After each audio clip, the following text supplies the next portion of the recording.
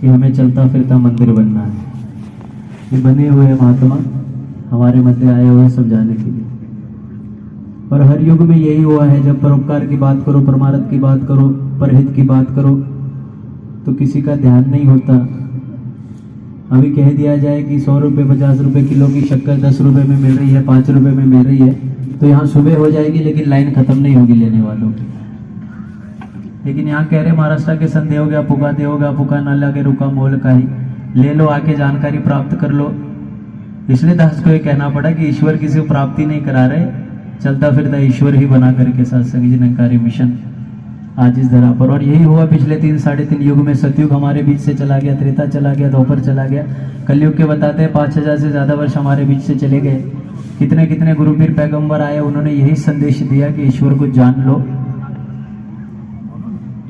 रामायण के कैरेक्टर्स को अगर निकाल करके देखें, हालांकि रामायण पढ़नी चाहिए, हमारे वेद शास्त्र हमें पढ़ने चाहिए। 4 वेद है, 4 उपवेद है, 6 शास्त्र, 6 उपशास्त्र, 18 पुराण, 16 उपनिषद है, श्रीमद् भगवत, रामचरितमानस, कुरान पाक, होली बाइबल, गुरु ग्रंथ साहिब। जिस भी ग्रंथ को जिस भी याम से निकाल करके पढ़े तो सब इसी तरफ इशारा करते हैं, इस पार ब्रह्म की तरफ। रामायण को ले लेते हैं, रामायण के कैरेक्टर्स को ले लेते हैं। राजा दशरथ जी ने कभी भी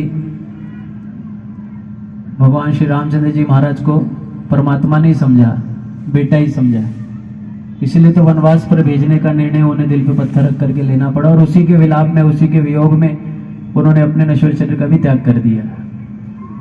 माता कौशल्या ने बेटा समझा, कभी परमात्मा नहीं समझा, और दुख सहती रही बेटे के विलाप में कि कब आएगा, कब 14 साल खत्म होगा।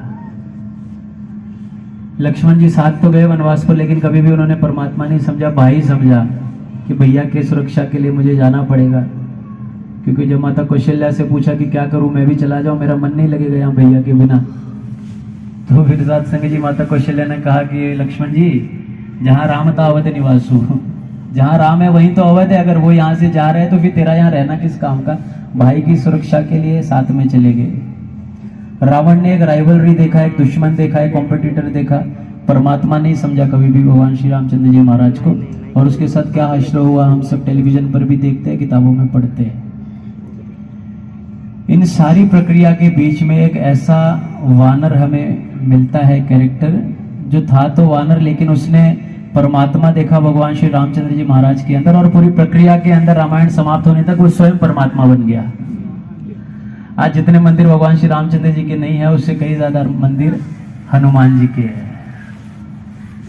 भाव कहने का सिर्फ इतना ही है, ये यूरोप से चल करके हमारे बीच में आए हैं, बहुत बड़ी जिम्मेदारी मिशन की निभा रहे हैं, और ये जीवन चलता फिरता एक मंदिर है। 65 इयर्स का मिशन में इनका योगदान है। 1929 से निरंकारी मिशन की शुरुआत हुई, तब से लेकर के सतगुरु बाबा बूटा सिंह महाराज जी हो, शहनशाह बाबा अवतार सिंह महाराज जी हो, बाबा भजन सिंह महाराज हो, बाबा हरदेव सिंह महाराज हो, सतगुरु मां सविंदर जी हो, या आज के वक्त के रहबर सदगुरु माता स्वीक्षा जी महाराज जी, मानव को एक ही संदेश देने के लिए कि जाना आने करा कल्याण से सांगति वेद पुराण, आवाज देने के लिए आए हैं। जो सुन लेगा अपने जीवन में इसको अपना लेगा, कदमों को आगे बढ़ा लेगा, शीश झुका लेगा यहाँ आकर के। और ज्ञान को निरंकारी मिशन अलग से कहीं से उठा करके लेके आए हैं। इनका कोई अलग परमात्मा है ऐसा भी नहीं है, परमात्मा वही है, ये खाली हमारी तार इसके साथ में जोड़ देते हैं।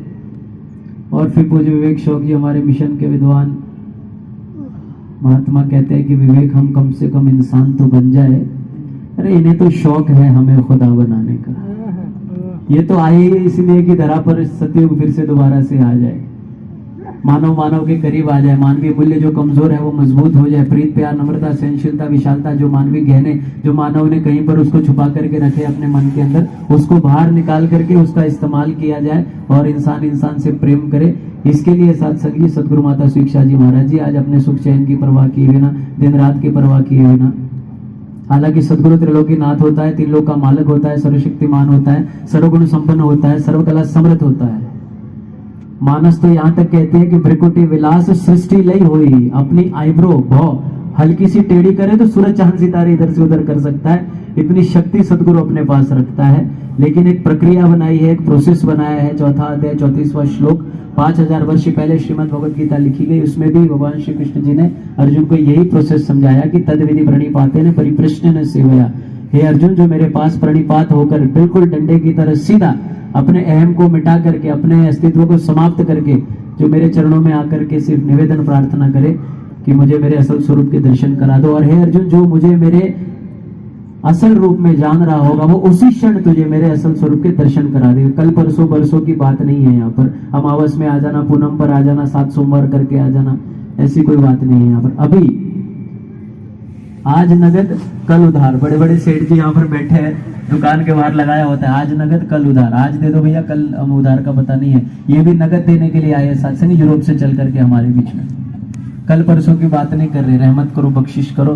निरंकारी मिशन को नया धर्म नहीं, कोई संप्रदाय नहीं, एक विचारधारा है जो मानवीय मूल्य को मजबूत करने के लिए मानव के करीब आ जाए। यूनिवर्सल ब्रदरहुड, विश्व बंधुत्व, भाईचारा जो हमारे साधु संतों फकीरों ने जिया, वही ज्ञान आज निरंकारी मिशन लेकर के आया है। निवेदन है, प्रार्थना है, जिन कानों तक ये आवाजें जा रही है, बाहर खड़े हैं, दुकान मकान संतान के बीच में है, मुबारक है। यहाँ बैठा हुआ एक एक महात्मा, एक एक संत, एक एक शख्स जो है, ये भी घर परिवार वाला है, ये भी कारोबार वाला है। इनको सब कुछ छोड़ छाड़ कर यहाँ आने के लिए नहीं कहा सदगुरु ने, ये अपनी जिम्मेदारियों को निभाते हुए यहाँ आकर के बैठे हैं और ये दावा कर रहे हैं कि हमारी जाति नहीं मिल रही थी, हमारा धर्म नहीं मिल रहा था, हमारा संप्रदाय नहीं मिल रहा था, हमारी बोली भाषा नहीं मिल रही थी, हमारी खान पीन नहीं मिल रही थी, लेकिन सदगुरु ने एक ऐसा ज्ञान हमें दे दिया और हम सबको एक दरी पर ला करके बिठा दिया, हमारी सोच को एक कर दिया, एक परमात्मा से मिला करके। और इसीलिए उस शायर ने कहा कि किसने पकड़ा हाथ ये कहाँ ले जा करके छोड़ेगा। हमें नहीं पता था ये रास्ता यहाँ ला करके मुड़ेगा, और कुछ लोग तरकीबें सोच रहे हैं दुआ